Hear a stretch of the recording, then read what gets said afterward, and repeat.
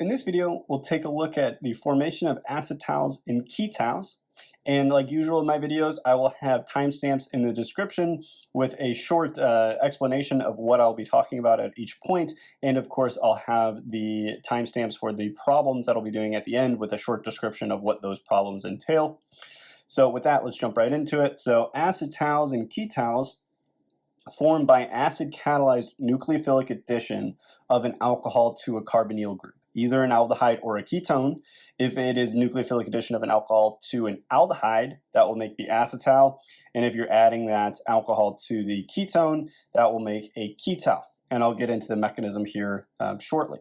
So now the use of these, or the main purpose, I should say, is to protect the carbonyl group for applications in synthesis. Because as we know, the carbonyl is electrophilic.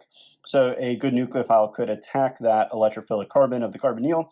So acetals and ketals allow for a way to protect that ketone or aldehyde functionality and do some chemistry at a different site of your molecule. And then you can regain the carbonyl at the appropriate time in your synthesis. So that's the main idea.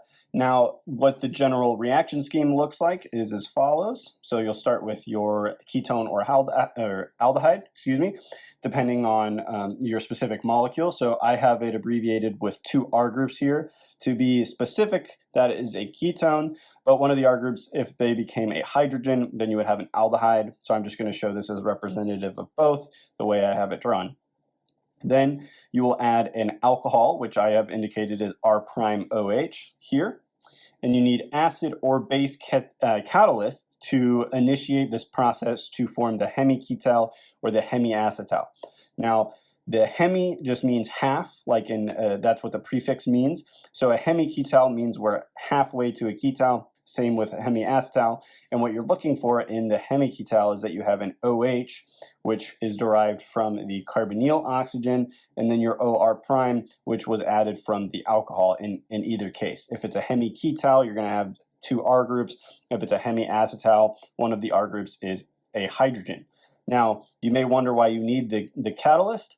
Well, the ketone or aldehyde is not sufficiently electrophilic on its own, and the nucleophile isn't sufficiently nucleophilic. So in both cases, the electrophile is weakly electrophilic and the nucleophile is weakly nucleophilic. So you won't get a nucleophilic addition without a catalyst. So in the case of a acid catalyst, you're going to activate the carbonyl, making the carbon more electrophilic. And if you add the base, you're going to make the alcohol more nucleophilic, which would be sufficient then for addition to the carbonyl. So in either case, you'll get the hemiketal or hemiacetal, and then you can add another equivalent of the alcohol, R'(OH), with now it must be acid catalyst to go from the hemiketal or hemiacetal straight to the ketal or the acetal, again, depending on what you started with.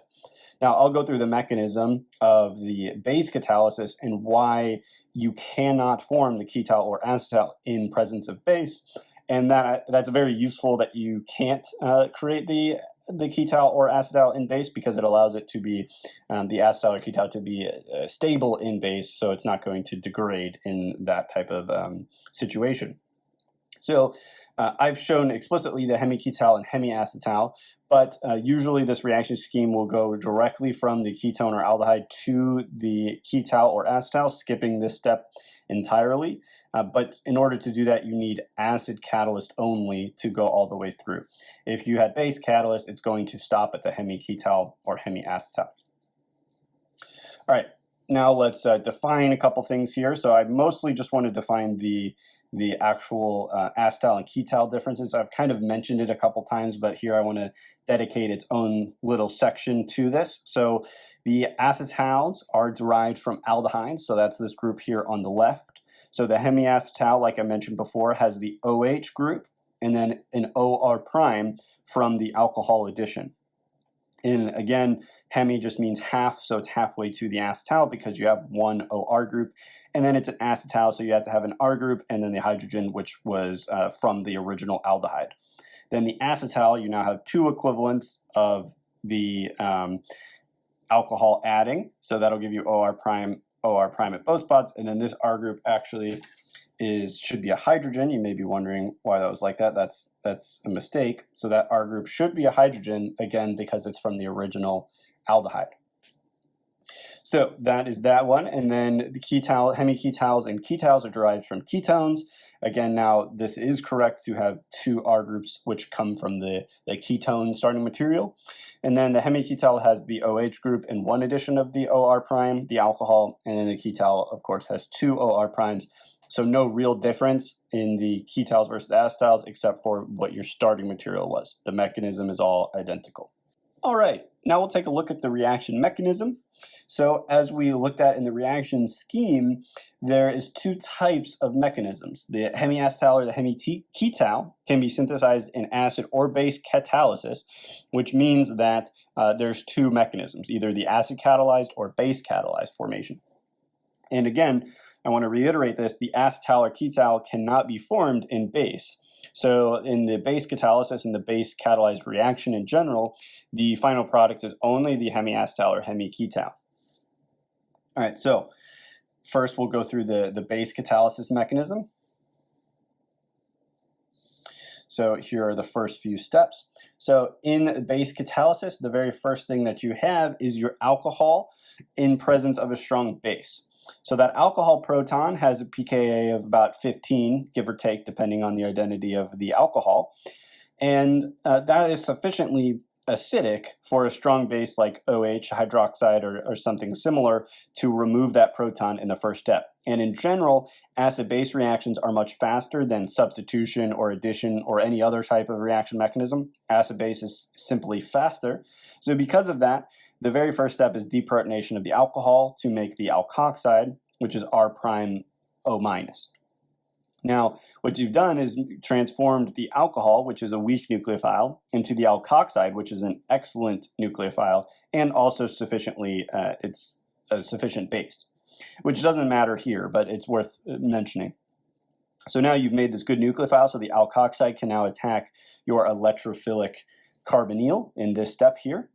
So you'll get a nucleophilic addition to the carbonyl carbon, and then the pi bond will cleave onto the oxygen to retain the octet at that carbonyl carbon. So what that does is create your hemiacetal or ketal, again depending on what the R groups are, where you've added OR prime, one equivalent of the alcohol, and now you have an O minus where your carbonyl carbon was. Now this next step is an acid base, is a proton transfer step, which is an acid-base reaction. But proton transfer steps in general are extremely quick. So it's difficult from a mechanistic perspective to characterize what is doing the protonation or deprotonation.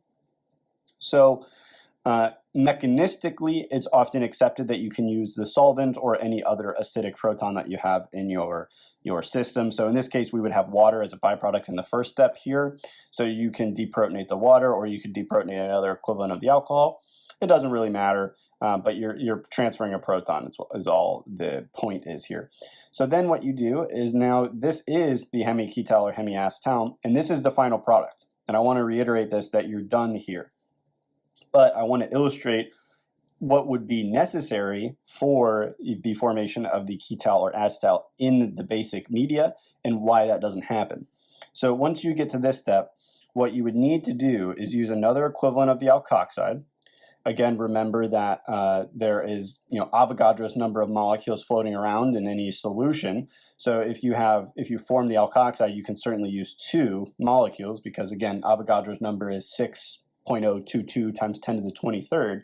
So there's 10 to the 23rd molecules, so you can easily use two of them, is the point. So if I use another equivalent here, it would need to function as a nucleophile to attack this tertiary carbon, and then to have the hydroxide function as a leaving group. And that simply is not going to happen because like I mentioned here, in order to form the acetal or ketal, the hydroxide would need to function as a leaving group. And again, recall that leaving group ability is based on the base strength. So if that base was a weak base when it left, that would be a great nucleophile. Or a great leaving group rather. That's the case with like halogens, like chlorine, bromine, and iodine are all extremely weak bases, so they make great leaving groups. Fluorine, not so much. That is a pretty good base, so it won't. That's why fluorine is a bad leaving group, which is the exact same reason why hydroxide is a bad leaving group here. So this step as drawn is not going to happen, which is why I showed this X here at the bottom. It's just not going to do this mechanism. Now, you may wonder, as when I was a student learning this, I was like, well, can you just protonate the OH group, the hydroxide, and form water? And then when you form water, now water is a sufficient leaving group for this type of reaction to occur. And that is reasonable, but not in a basic condition, right? Because we would be saying, if we're going to protonate this, that the OH group is the strongest base that we have in our system. And that's simply not true. We have the alkoxide floating around, we still have hydroxide around, so if anything, this will get deprotonated instead of protonate to water. So the overall like empirical rule there is that you're not going to form positive charges in basic media. It's just not going to happen because it's counterintuitive. If you were to form that positive charge, it's going to quickly get deprotonated because you're still in base. So just keep that in mind. All right, now the next mechanism is the acid catalyst mechanism, and this is perhaps the more applicable one because this will make the acetal or ketal. So the first step in acid catalysis is you now have the carbonyl and an acidic proton. So the carbonyl oxygen is Lewis basic, so it can function as an acid-base reaction here in this step where the oxygen will take the proton, and what this does is make the carbonyl carbon much more electrophilic. So then the alcohol is now sufficiently nucleophilic with this activated carbonyl that's now a lot more electrophilic. It can add in a nucleophilic addition mechanism like shown here. This is going to make your hemiketal or acetal. And this is protonated, the protonated version of the hemiketal or acetal, where you have an extra proton on the OR prime group, so it has a positive charge. So all this means is that you're going to get a proton transfer step that I've shown here. So I'm showing it intramolecularly in this case, where the OH group of the hemiketal or acetal is abstracting this proton to remove the positive charge on the oxygen.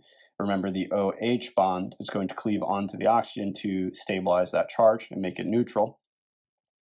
So the point here is you can draw it like this intramolecularly, or it can be mediated by a solvent. It kind of depends on your professor's preference for what is accepted, but usually both are completely accepted with no issues. So now this next step is extremely important. So the oxygen from the alcohol addition is now going to push out the water. So you're going to form the oxygen carbon double bond, reform that carbonyl, and kick out the water at the exact same time to form this species. And this happens in a concerted mechanism where you lose water, right, as the leaving group here. And it happens like this, and you would lose points if you do anything else. So when I first learned this, I thought, well, can't this be like an SN1 type reaction where the water just leaves, and then you would get this carbocation down here? And that's not unreasonable, but the reason it's wrong is you're forming a carbocation which has a sextet or 6 electrons at that carbon. And as we know, like the most fundamental rule of chemistry when you're learning about molecular stability is that all atoms want an octet. So if this carbocation does not have an octet, that's less stable. In the case of where you push out the oxygen and water in a concerted mechanism, all of the atoms have an octet in this intermediate. So this is far more stable than the carbocation. So because of that, this mechanism occurs in this concerted way, and it will not, that's why I put this X here, it will not occur through the carbocation. So very important, make sure this makes sense to you. All right, so then the next step is you now have another activated carbonyl. It's not protonated here, it has a positive charge because of the R prime group from the alcohol, but that's still an activated carbonyl, so another equivalent of the alcohol can attack the activated carbonyl, and then you would get to your protonated acetal. And again, if you're wondering why can you use a second equivalent of the alcohol, sometimes in the question they'll tell you that there's 2 equivalents, but even if they don't, remember you have Avogadro's number of molecules. So, you know, even if you had like micromolar concentration, you still got 10 to the 16, 10 to the 17 type of volume of molecules. So you can easily use 2. I mean, 10 to the 17 is an amount that's pretty hard to fathom as when you're dealing with this type of stuff. So you can certainly use 2. Now, this last step then is just another proton transfer. So again, any basic molecule that you have in the solution will be able to remove that acidic proton. So I'm using water since we just produced that as a leaving group in an earlier step to deprotonate this. But again, it's proton transfer step, so you can show it a lot of different ways. I've seen professors even just show it cleaving on its own and producing H+, and that's fine too. It just kind of depends. Usually there's going to be, like in reality, there's going to be something that's mediating that. That bond isn't just going to spontaneously break. But as an abbreviation, it's usually acceptable. So, but anyway, this gets us all the way to the acetal. And it's important to mention all of these are equilibrium reactions. So what that means is you can drive the reaction in the forward direction or the reverse direction, which is why these become such great protecting groups. All right, now I want to make some observation and comments and kind of reiterate a couple of the really key important features of the acetals and ketals. And first and foremost, it's that acetals and ketals cannot form in the basic conditions, in base catalysis. So what this means is that they are stable in base, acetals and ketals are. So this makes them excellent protecting groups in basic conditions. So like in the presence of a basic nucleophile like a Grignard, the acetal and ketal will not break down in the presence of a Grignard. So you could selectively add a Grignard nucleophile to a different electrophilic site in your molecule if you protect the acetal or the ketal first, or excuse me, the carbonyl, the aldehyde or ketone, and convert that into an acetal or ketal first. Then the Grignard can add at a different site, and you won't have any issue of that breaking down. So that's the biggest application of these class of molecules. Then secondly, the lone pair on the oxygen of the hemiacetal or hemiketal in the acid catalysis mechanism reforms the carbonyl and removes the water in a concerted mechanism. So this is at the hemiacetal hemiketal step after you've added one equivalent of the alcohol to your carbonyl. Then you will kick out the water leaving group in a concerted mechanism because it avoids the carbocation, which remember has the sextet of electrons at that carbon, which makes it very unstable compared to the other intermediate, which has full octets at every atom.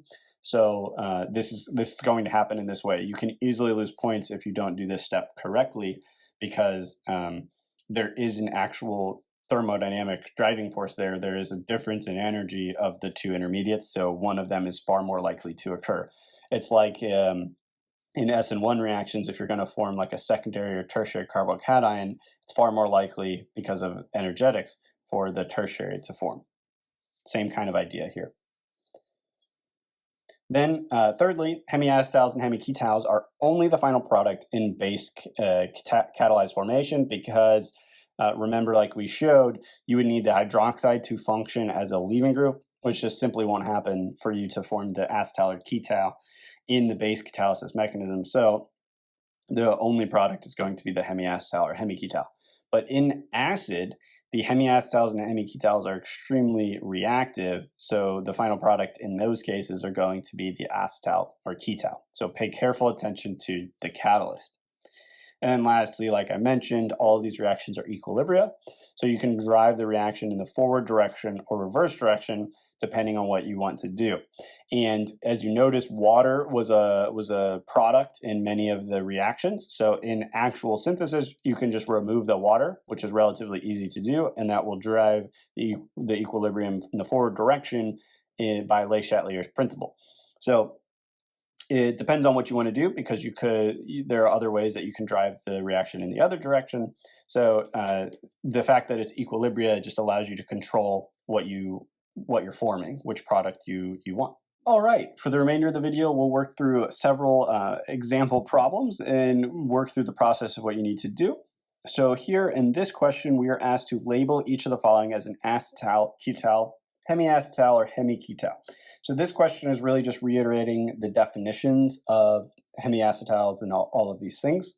So let's approach this. So in this first question, recall that the acetal and hemiacetals are derived from aldehydes. So the groups that are from the carbonyl is here, right? Because we've added our equivalents of the alcohols over here. Those are the oxygens.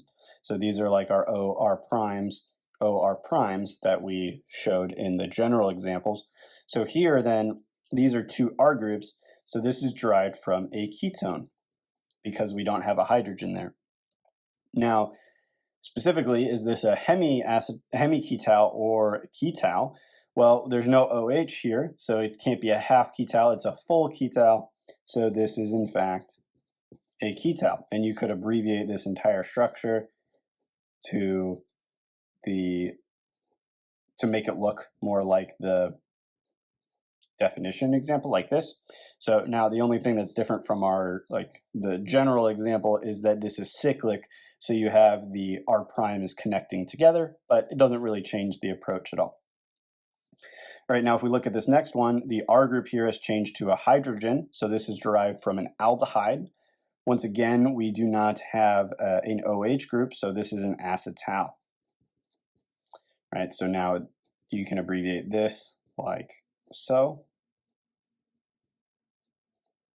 Again, where the R groups are in this cyclic structure, doesn't really change anything. The main difference is the hydrogen versus the R group there, and that's why you get acetal versus ketal. Now in this case, we have an OH. So this is definitely a hemiacetal or hemiketal. It depends on the rest of the molecule. So here's OR. So the rest of this was derived from the carbonyl alkyl groups. So this is an R group and an R group on both sides that, again, are connected in a cyclic manner. So that is a ketone that it was derived from. So this is a hemiketal. Right, so you could abbreviate this as ROH, and then the O, call this R prime. Right, that's where that methoxy group is, the OCH3, and then the hydroxy of the OH, and then your two R groups are the cyclic ring that are connecting together in the cyclohexane. Now, if you look at this last structure here, again, we have an OH, so this is a hemi something. Then we have this hydrogen here, and of course the OR group from the one addition of the alcohol. So now the carbon that we're interested in is the one bound to the OH and OR, so this is cyclohexane is the R group, and then a hydrogen, so this is a hemiacetal. It's derived from an aldehyde. Right, again, we can abbreviate this R group being the cyclohexane, and then the hydrogen that I drew in, and then the OH, of course, and the OR prime. So that gives us the hemiacetal. All right, here we have another question, and we are asked to draw the complete detailed mechanism that predicts the product. So this is an aldehyde starting material, and we have an alcohol of ethanol in this case, two equivalents, indicating that we're probably adding twice to form the acetal. And then this is equivalent to an acid catalyst. This is sulfuric acid. So this is the acid catalyzed mechanism. So we first protonate the carbonyl to create the activated carbonyl species. And I'll draw the whole structure here of sulfuric acid for just once to show it, but really it's equivalent to H+, so often that would be acceptable to draw as just H+. But you get this acid-base reaction first, where the carbonyl gets protonated, and you cleave onto the oxygen there to make the conjugate base. So you end up with this activated carbonyl.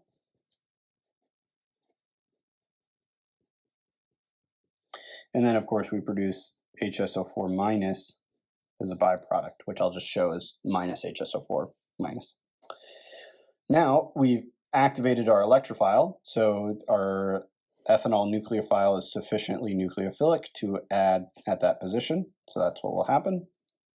Again, remember there's a dipole between the carbon and the oxygen, so this is strongly electrophilic, so the oxygen can add in the way that I've drawn it. and this will get us to the protonated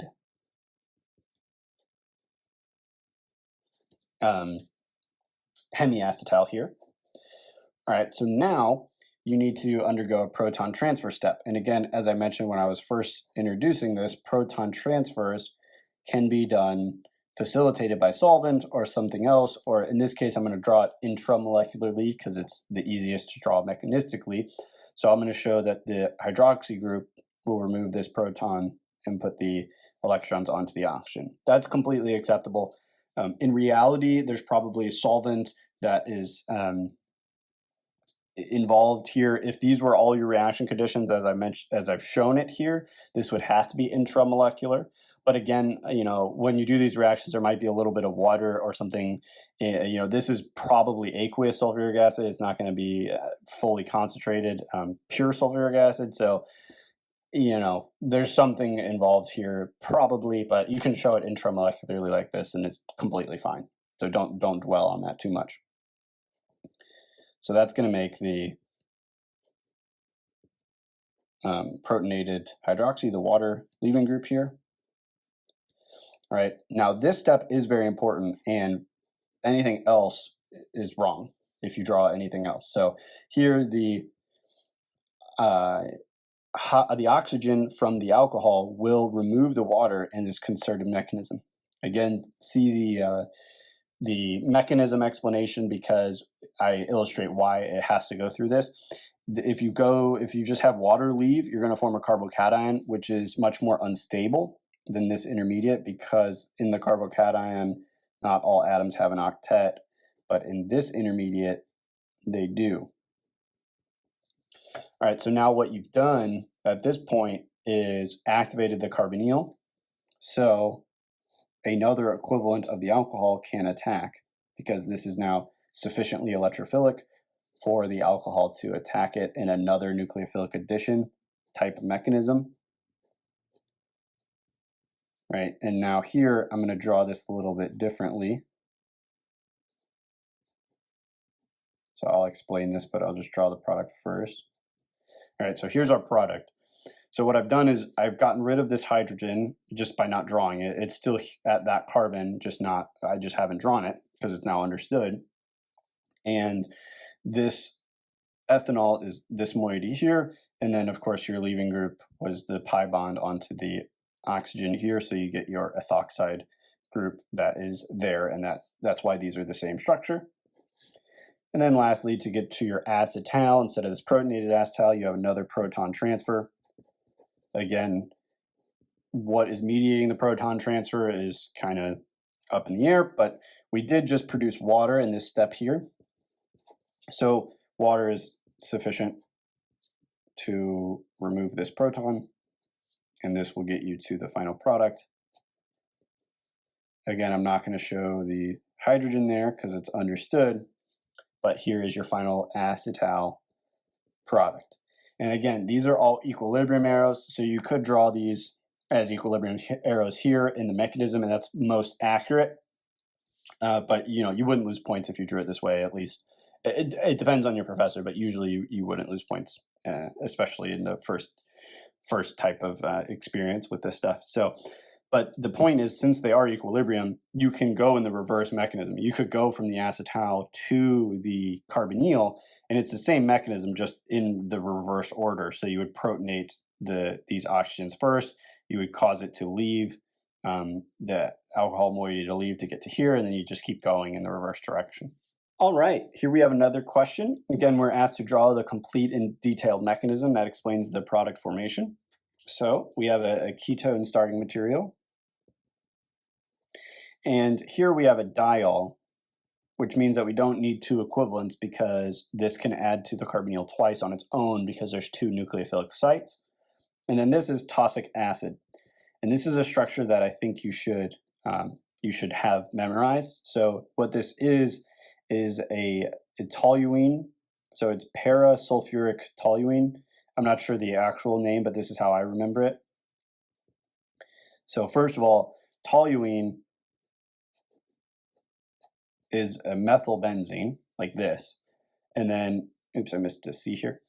So para means that it's across the ring, and then it's sulfuric. It's like sulfuric acid. This is just how I remember it. It's not like the IUPAC name or anything. But you remember sulfuric acid is like this, where if the toluene group was an OH, that would be sulfuric acid. So this is how I remember it. It's para sulfuric toluene. You have the toluene where one of the OHs are, and then or were in the actual sulfuric acid. So anyway, that's kind of my little memory trick there. So now this is the acid catalyzed mechanism. Oops, this is not benzene this time. This is just the ketone. All right, so what you need to take away from this is that this is a very strong acid, the tosic acid. So you're going to remove this proton and then dump the electrons onto the oxygen like that. So, and then the byproduct then is, of course, OTS minus. So, and this just is the abbreviation for this entire group you would call TS, and then the OH. So the O becomes a negatively charged, and then you have TS for the whole remainder. So I'm going to show it just like that because it doesn't matter for the rest of the reaction really. It's not involved. The important thing is that you've protonated your carbonyl. Now this is your activated electrophile for your ethylene glycol, which was the diol above, to add to it, your alcohol. Right? So this can add to your activated carbonyl. Right? Because you just created this to be a sufficient electrophile.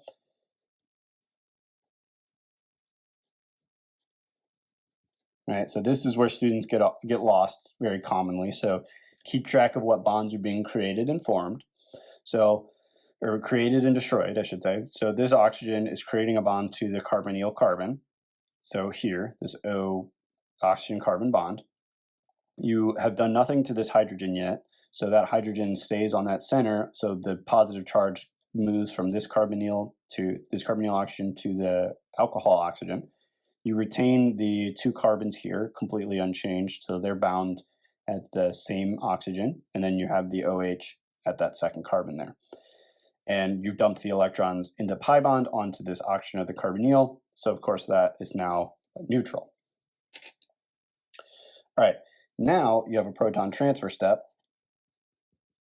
Again, I'm going to show this intramolecularly, but it could be mediated by the OTS group or something.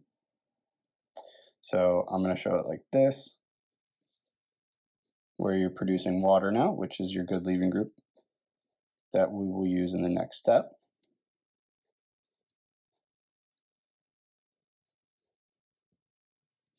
Right, so now again, here's the important step. You are reforming the carbonyl while at the same time kicking out the water. You do this to avoid the carbocation, which creates a more stable intermediate if you do it in this way. All right, now you may wonder why I drew the structure like this.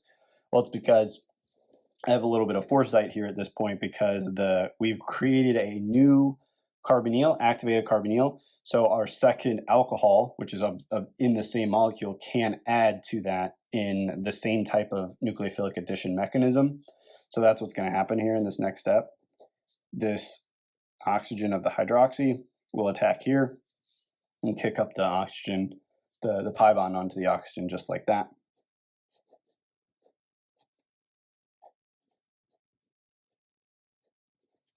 Right, and that gets us to this step, this point in the mechanism. And then lastly, another proton transfer. We did just create water in the previous step, so I'm going to use that as the base here, but it could be the OTS that has a negative charge, so perhaps that's better. It doesn't really matter here. Again, these proton transfer steps are less critical for what you use. And that gets us to this product, which is our ketal in this case, because we started with a ketone. All right, here is the last question of this video. And the question is simply, would the following reaction be successful? And then we need to propose a modified synthesis to make the desired ketone. So that kind of suggests that this is not successful. But let's explain why, right? So what we have is a ketone and a benzylic alkyl halide. So I'll just say primary alkyl halide. It's primary and benzylic. Right, and now what is this? This is a Grignard. And Grignards are extremely good nucleophiles, and they're also very basic. So what our mechanism is showing here, well, not our mechanism, but what our product is showing is that only the Grignard, which provides a carbanion, like this, only that Grignard is adding to the carbon with the bromine only, and it's doing nothing to the carbonyl to get this. That simply won't happen because the ketones are very reactive toward Grignards, as we know in the nucleophilic addition video. I'll have the link in the description for that as well. So what this Grignard is going to do is attack both of these, right? So the product is not this. The product is actually going to be this. Right, and this is before acid workup. So this is going to just still be the OMGBR. But here's the methyl group that was added. So let me show the mechanism a little bit. So the methyl group adds here, right? And that gives us this group. And then the methyl group will add the bromine as well. So we're going to get that ethyl group at the meta position. Now, again, you may be wondering, well, how can you have two equivalents of the Grignard reacting with one molecule? And again, there's so many actual number of molecules that this is possible. But since you are using two molecules of the Grignard for every one molecule of the starting material, you're going to run out of the Grignard first. It'll be a limiting reagent situation. So all this is going to do is drive your yield down significantly. But it's unlikely that the Grignard would selectively attack one of the positions. Okay, so now knowing that, how do we make the product that we actually want in good yield? And this is where the acetal and ketal protection comes into play. So all you need to do is protect the ketone first. By the way, hopefully this isn't confusing. I drew the benzene different than it was up here, put the pi bonds in different spots, but remember there's resonance in the benzene, so you could just draw this as a circle in the center. That would be correct too, because it's all in resonance, it's fully conjugated. So now the first step you would need to do is protect this alcohol, and you could do this in these kinds of conditions, tossic acid or something like that. It's going to make the acetal. Now you may wonder,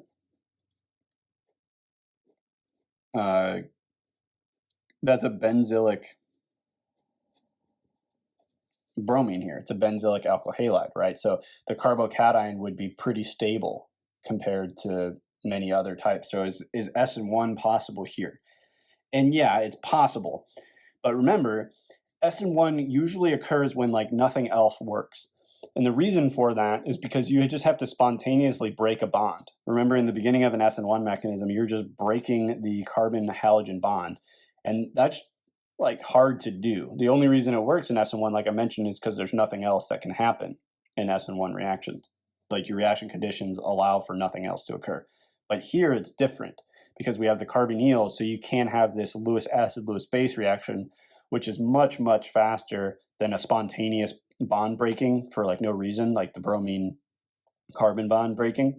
So then once you have that acid base reaction occur, you now have your protonated carbonyl, which is a bit much more activated toward nucleophilic addition. So the alcohol will attack there. What that does is make this center, the benzylic ketone center, much more electrophilic than the benzylic bromide, so the alcohol will attack there basically exclusively and not attack the alkyl bromide. Now, I said basically exclusively because it's not everything's so black and white. The major product is going to be this, but you might only get 70% yield or something. It's always when you have multiple functionalities like this, there are going to be competing mechanisms, but by and large, this is going to be the major one, the major product. Okay, so now we have the ketone. Now you can add your Grignard, because as we mentioned a couple times, the acetals and ketals are stable in a base, so we can have this Grignard attack only the alkyl bromide now because the ketal is stable in these conditions, meaning it's not going to react. So this gives us this product, and then of course we can add acid again, like tosic acid, to get back to the ketone, which in this case, this is the desired final product. Right, so just as a reminder, this tosic acid isn't like the same as this tosic acid necessarily. What you're going to do is react your starting material with these conditions, isolate this product out, add your Grignard, your methyl Grignard to this, isolate this product out, and then add tosic acid to this product to give you back the ketone, and then that'll be your final product. So that is all I had for this video. I hope you found it helpful. If you did, please leave a like and subscribe to the channel for more content like this. If you have a topic suggestion or any feedback for how to improve these videos, please feel free to leave them down in the comment section below, and I'll take any suggestions and I'll happily get to them.